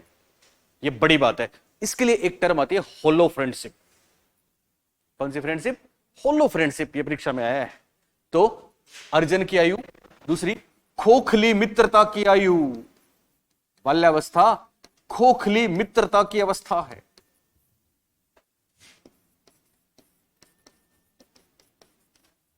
होलो फ्रेंडशिप।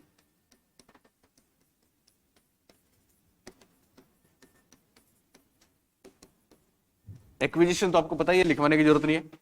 इसके अलावा बाल्यावस्था को दल आयु भी बोलते हैं। इसके अलावा बाल्यावस्था को समूह आयु भी बोलते हैं। इसके अलावा बाल्यावस्था को टोली एज भी बोलते हैं। इंग्लिश हिंदी मिक्स आता है परीक्षा में। और इसके अलावा जो सुनीता ने बोला था वो भी बोलते हैं। यस, गैंग एज आदि एटसेट्रा, ये बाल्यावस्था के नाम है।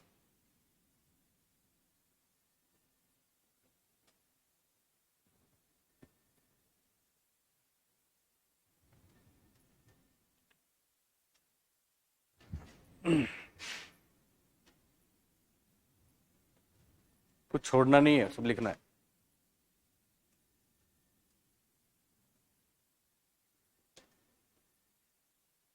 तुम फास्ट लिखती होगी, लिखा हुआ है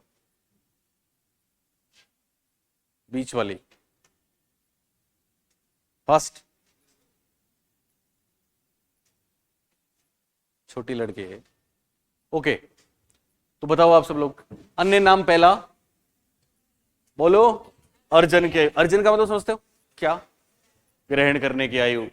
दूसरा, खोखली मित्रता की आयु। घनिष्ठ मित्रता की आयु कौन सी आएगी? किशोरावस्था। और ये कैसी? खोखली। इंग्लिश में हॉलो फ्रेंडशिप, अगला नाम दल आयु, अगला नाम समूह आयु, अगला नाम टोली एज, अगला नाम गैंग एज। और इससे पहले जो बताए वो सारे आपको याद हैं। अब आपको जाने दें। Okay bye.